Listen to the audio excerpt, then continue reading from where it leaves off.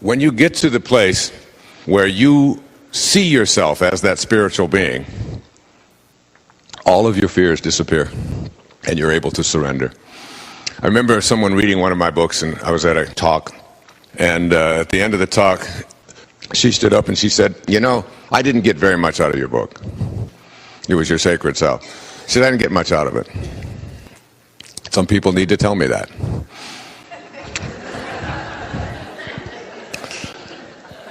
And I said, there's just lots of other books out there as well, something to that effect. And it's already done, because when people tell me that I should have written it one way or another, I said, it's just so much trouble to recall them all. It's like, there's too many out there. She said, "But the one thing that I did get out of your book is that I no longer have a fear of death." She said, "I'm just not afraid to die anymore."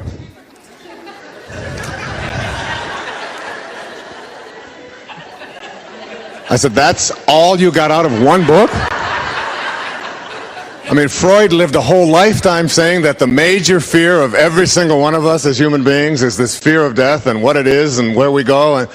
And that's all been wiped out in one book, and you didn't get very much out of it? But truly, when you get into that place of surrender and understanding the infinite nature of who you are, that the part of you that is invisible is truly infinite, the fear of death goes away.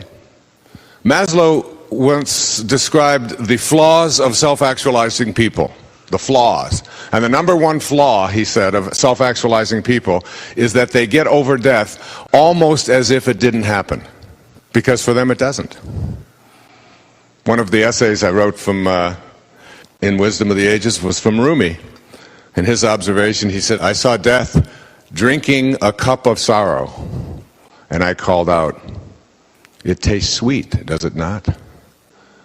'You've caught me,' grief answered, 'and you've ruined my business. How can I sell sorrow when you know it's a blessing?'" That's from Rumi in the 13th century, one of the whirling dervishes.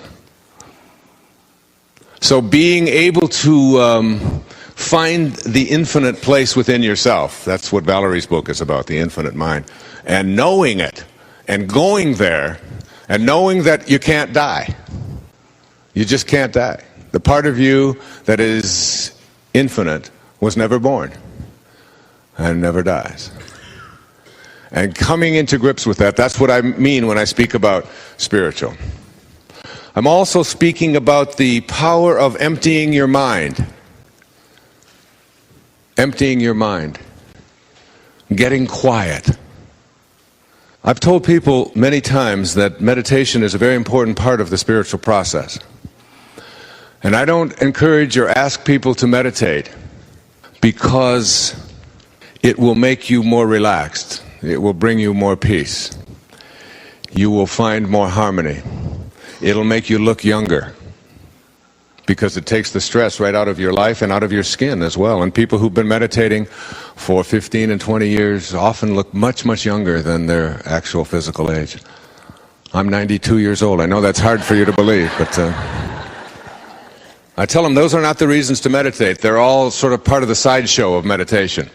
That the reason to learn to meditate is that it is the only way that you can come to know God. And the reason that is true is because God is the one power in the universe. That theme will be stressed over and over here. There is one power in the universe, not two. Most of our problems, quote, problems, come from our belief in two powers. The power of something that is God, but also the reverse, the power of something that is not of God. But I am suggesting here over and over again that there's only one power, and anything that does not appear to be of God is God going away from God. It's love going in the wrong direction, because there's only one power. This whole category of things that we call problems, which the Course tells us are just all illusions.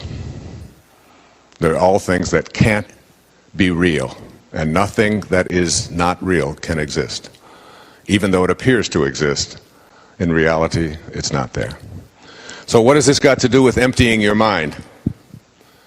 If God is everywhere and there's only one power, it means there's no place that God is not. If there's no place that God is not, God is indivisible. You can't cut God in half and put God here and then non-God here. God is that which is indivisible. And what is the only experience that you can have that is indivisible? Everything in your physical world, the material world, the world of illusion, the world of Maya, has a dichotomy attached to it. In the Bhagavad Gita, it teaches us to blend or blur the dichotomies. Up, down, good, bad, right, wrong, male, female, old, young, conservative, liberal. There's always an opposite, North Pole. I used to teach a course in metaphysics at St. John's University back in New York in the 70s. And I used to tell my students, anybody who can come to class with just the North Pole of a magnet gets an A in the course. No South Pole, just bring in the North Pole. And no matter how thin they would slice it, there was always, in the physical world, what? Its opposite. All right? It's the world of opposites. So how do you get past the world of opposites to find the world of spirit? You go to silence. Silence, said Melville, is God's one and only voice. Because God is indivisible and silence is indivisible. You cut silence in half and what do you have? More silence. The key to balancing your desire to be at peace with your need to achieve, perform, and earn a living is in recognizing that there's no such thing as stress. There's only people thinking stressful thoughts. It's really as simple as that. When you change the way you process the world you're processing changes. Stress is an inside job. You can't fill a container with it because tension isn't a physical item or object. There isn't some thing that you can point to and say, there it is, that's stress. It simply doesn't exist in that form. Yet 112 million people in America take medication for stress-related symptoms, which include fatigue, heart palpitations, indigestion, diarrhea, constipation, nervousness, excessive eating, rashes, nail biting, loss of appetite, insomnia, anxiety, irritability, panic, moodiness, memory lapses, the inability to concentrate, ulcers, obsessive-compulsive behavior, feeling upset, and on goes an almost inexhaustible list. And they're all caused by something that doesn't exist in the physical world. Being out of balance on this stress measure results in being one of the millions of people requiring medication to manage the symptoms listed above. It means that you often feel exasperated because you never really enjoy the life you work so hard to achieve. You may frequently feel as if you're spending your life running on an endless treadmill. All of the pressure of working and striving may have many worldly rewards, yet at the same time, there's a feeling of going absolutely nowhere. If this sounds familiar, it's a signal to begin reconsidering ways of processing thoughts about your life and work, and start pursuing freedom from the symptoms of stress by becoming more balanced. Getting into balance isn't necessarily about changing your behavior. Certainly you can pursue stress-reducing activities such as meditation, exercise, walks along a beach, or whatever might work for you, but if you continue to align yourself with achieving more, defeating the other guy, winning at all costs, and going faster because you believe that's how to keep up, then you're guaranteed to attract the vibrational equivalent of this thinking into your life, even if you do yoga and stand on your head chanting mantras every day. Stress reduction is about realignment. You become what you think about all day long. You also become how you think all day long. To measure the weight of your thoughts, you need to think in terms of vibration and energy. Let's suppose that you have a high-frequency desire to be a person who has no symptoms of stress.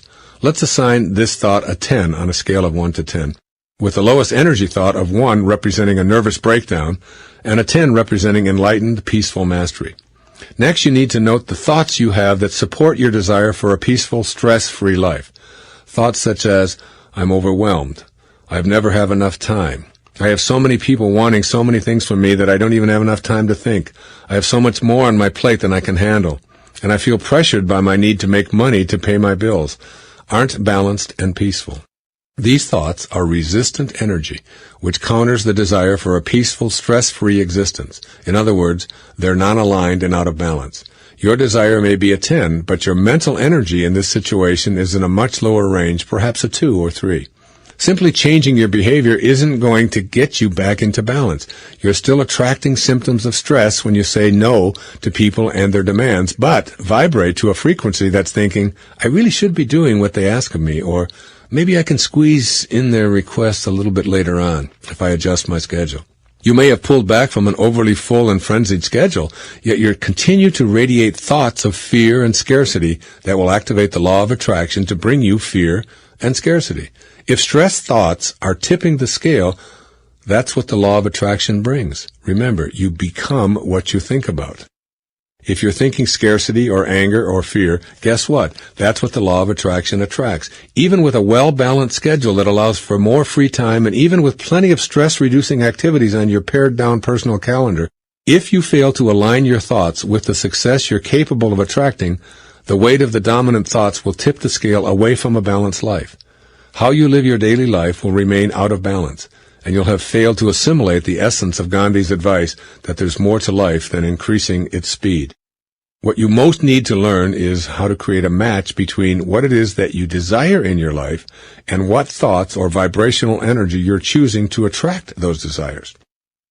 Realigning your point of attraction, the art of becoming. Here's one of my favorite quotes from my teacher in India, Nisargadatta Maharaj. Quote, there is nothing to do, just be.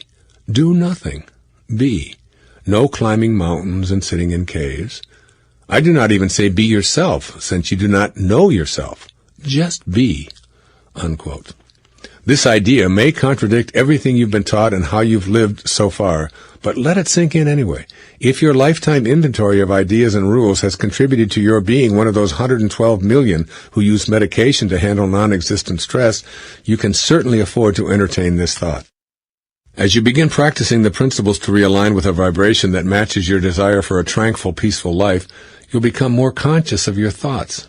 These thoughts of yours literally determine who you are. And the fact that you're listening to these words suggests that you're interested in becoming more conscious of your thoughts. Being and becoming are used synonymously here.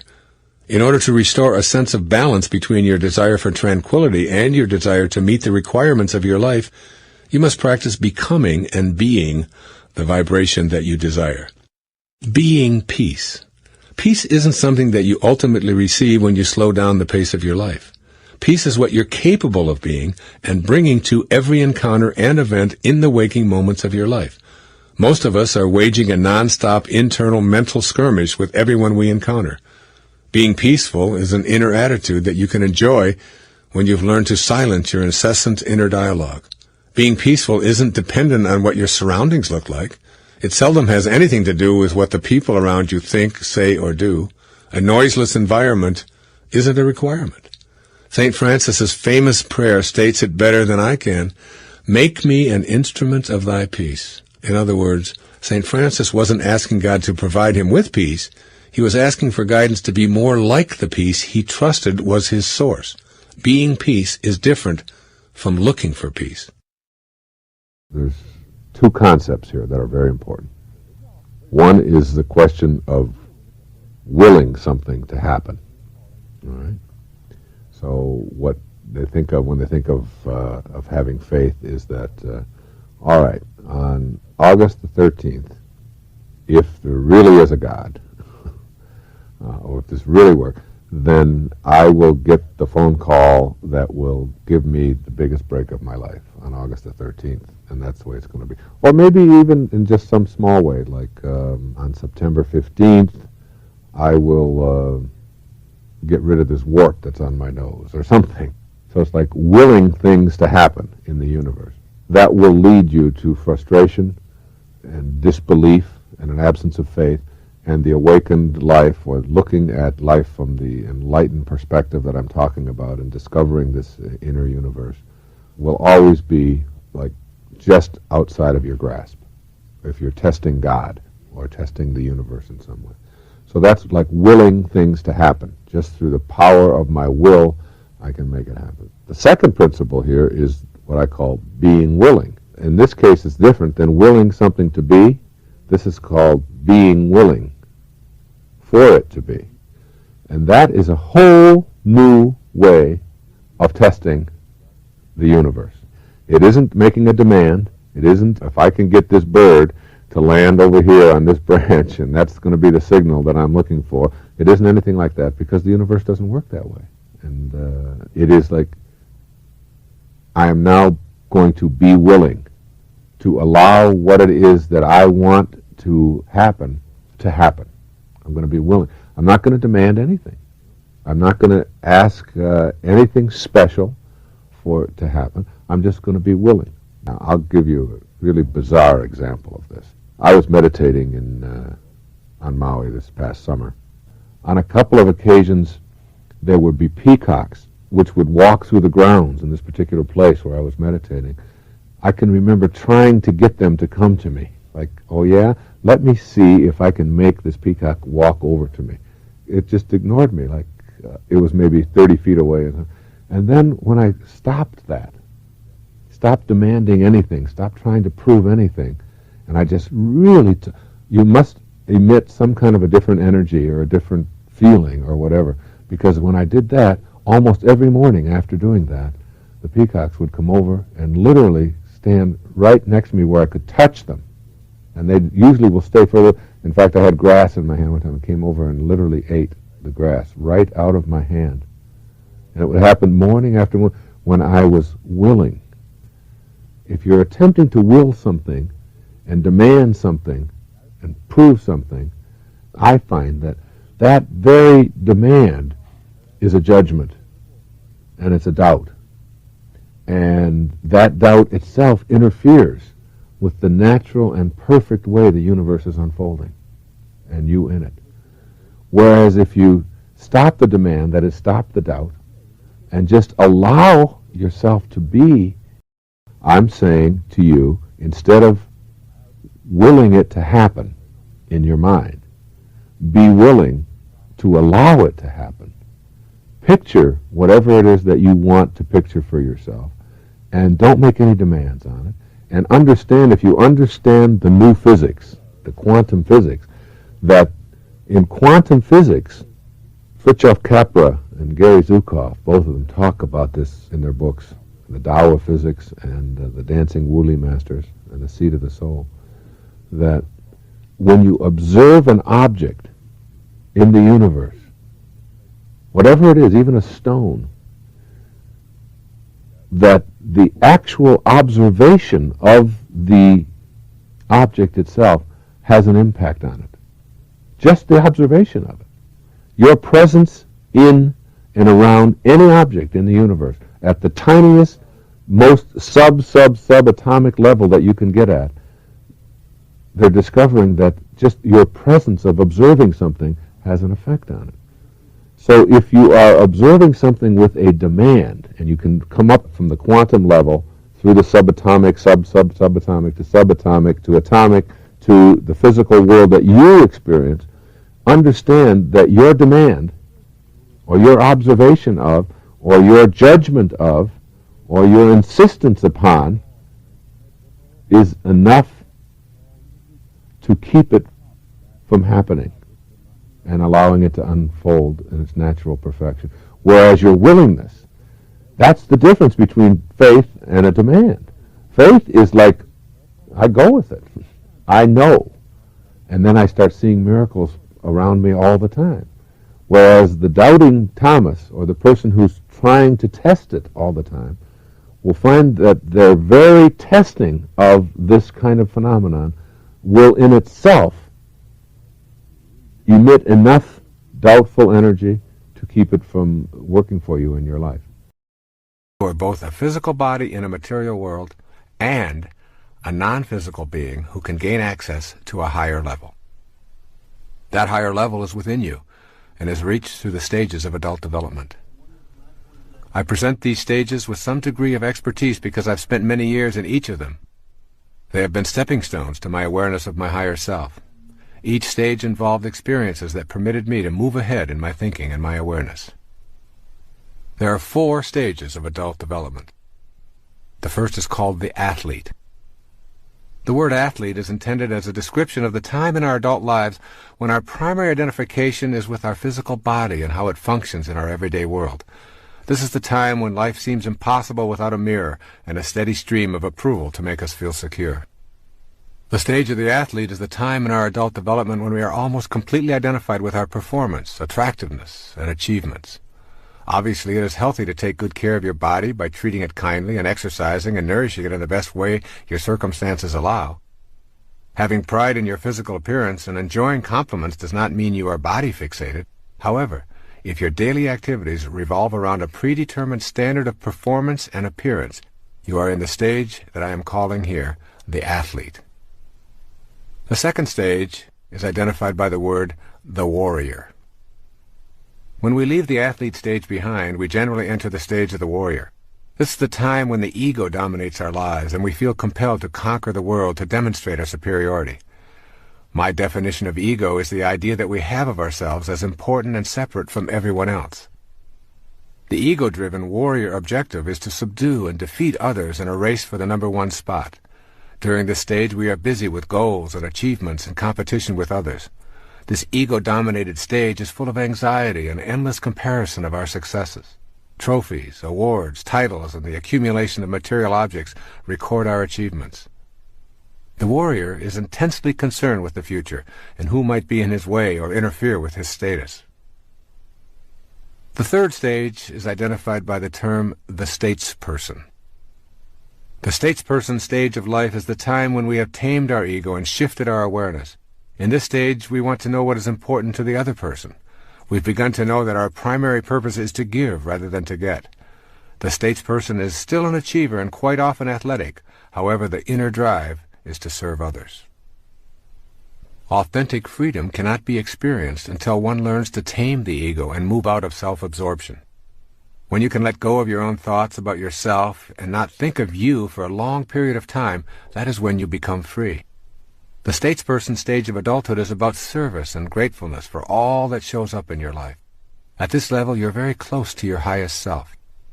The primary force in your life is no longer the desire to be the most powerful and attractive or to dominate and conquer. You have entered the realm of inner peace. It is always in the service of others, regardless of what you do or what your interests are, that you find the bliss you're seeking. There is one stage even higher than the statesperson, and this can be described by the word the spirit. When you enter this highest stage of life, regardless of your age or position, you recognize your truest essence, the highest self. When you know your highest self, you're on the way to becoming a co-creator of your entire world, learning to manage the circumstances of your life and participating with assurance in the act of creation. You become, literally, a manifester. The spirit stage of life is characterized by an awareness that this place called Earth is not your home. You know that you're not an athlete, a warrior, or even a statesperson, but that you are an infinite, limitless, immortal, universal, and eternal energy temporarily residing in a body.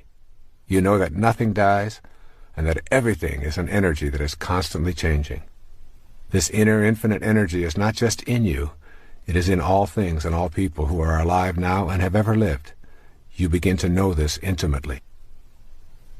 When you reach this level, you're in the space I think of as being in this world, but not of this world. Most people think of the spiritual world as a future occurrence that they will know after death. Most of us have been taught that the highest self is something that you cannot know as long as you're trapped in a body. However, the spirit is now. It is in you in this moment, and the energy is not something that you will ultimately come to know, but is what you are here and now. The unseen energy that was once in Shakespeare or Picasso or Galileo or any human form is also available to all of us. That is because the spirit energy does not die, it simply changes form. It can't die because it has no boundaries, no beginnings, no ends, no physical characteristic that we call form. That energy is within you. Gaining the awareness that you have a higher self that is universal and eternal will lead you to gaining access to the world more freely and to participating in the act of creation or manifesting your heart's desire.